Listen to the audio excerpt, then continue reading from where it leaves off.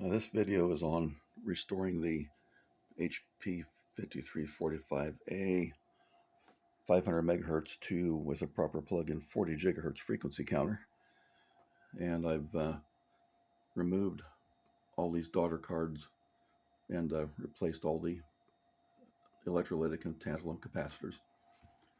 An extreme warning on this unit: never remove any of these boards with the power cord plugged in, and somebody has put that note on there. It'll cause power supply damage. Two power supply modules here with switching supplies. It is absolutely critical to not use this old equipment, especially with switch mode supplies, unless the capacitors are replaced. That will lead to destruction of the switching supplies. Various boards. This unit has an analog front end, but the processing is almost entirely digital. Of course, digital control on the front panel. Interesting note when replacing these capacitors in all this old equipment, when I go to unsolder, resolder the old capacitors, there's a smell of super glue, and there's no super glue involved. And what that is the old capacitors have leaked electrolyte out of the can and onto the leads. There's an old tantalum, and that electrolyte in some cases turns the leads black. It can actually eat through them. I've seen where electrolyte has completely dissolved an electrolytic capacitor lead. So in that case, it may be necessary to clean the electrolyte from the board so the solder will stick. So a very tedious job of unsoldering. In some cases, it's better to cut the leads and solder the new capacitor on the leads, and that doesn't disturb the original solder joint and those gold-plated boards. A couple things to watch out for to not cause damage in this unit. The process of taking these boards out entails removing 5 of these gold-plated connectors, and these are flexible cables. These unscrew. Do not try to pry them off. They unscrew 2 turns counterclockwise, and then they pull off. But there's a long barrel, and the barrel's much longer than the threads, so it looks like they're push-on, but they aren't. It's vital that they be retightened when they're put back in. There are 3 here and 2 down on this board. And these 2 boards are basically the analog section. The front panel here has a couple of tricks. This is a shielding enclosure over the microcontroller and the display. Those 2 screws there hold a tab for a heatsink for I think it's a regulator transistor or IC. Be very careful when removing this cover. Take those 2 screws out first, then remove the small Phillips screws that hold the shield on, because inside there's a transistor on aluminum heatsink. You can see the heatsink in there, but the leads go down into box section gold-plated plug-in headers.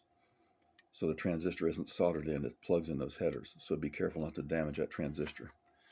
And the mystery component, this is a very rare sight, but if you look in here and see the red resistor standing vertically, you see 2 transistors in a common heatsink. I think that's actually 4 transistors. See if I can stabilize this. But they're in a common heatsink, not so much for a heatsink, but to make sure they're at the same temperature. But right in the center of the view is a resistor, capacitor, and lead from a transistor going into this solder pot looking thing with a white ring around it. What is that? Well, if there's anything not to touch, and anything must be cleaned, it's that point, because what that is a barrier.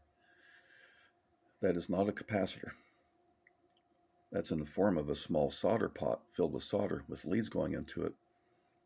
But the purpose of that is to isolate that very sensitive node going into what may be a MOS device, so the currents from the board cannot enter that point in the circuit. So that's a Teflon sleeve that goes through the board, and then the leads are put inside, and then solder is backfilled. So be extremely careful not to damage that. and it must be clean. And if you get in this far, this is a plug-in board that was in those sockets. And at least one of those capacitors goes to a buried power plane. The second capacitor from the right of the view, the near lead, doesn't have a foil trace on either top or bottom of the board, so it's difficult to unsolder. So be very careful not to damage that board. This unit has a 10 megahertz crystal oven. There are filter capacitors inside that unit with a voltage regulator. So I've got to take that out and see if I can get it apart without ruining anything. And perhaps the most difficult of all is cleaning those wafer switches without any disassembly. Don't dare take that out. And these front panel switches are dirty and dusty. This has been used in an environment that had some kind of black residue. So it's not so apparent on the back of the board, but those switches down in there need to be cleaned because the old debris carries metal fragments, and continue to use them, and it can damage the switch contacts. And absolutely mandatory, wrist strap, anti-static mat, grounded to, can't see it from up here, but grounded to the so-called ground prong on the AC outlet. So don't even take the covers off a unit like this without having it and all the work done on an anti-static mat. Capacitor change process, very important. Changing 100 capacitors in a unit like this, it's easy to make one mistake and screw up the whole unit. Capacitors must be tested. 100 microfarad, make sure it's the right one, make sure it works. Nice, careful, clean, low temperature. Fine soldering iron tip. Clean the tip, clean the board, clean the old flux off the board.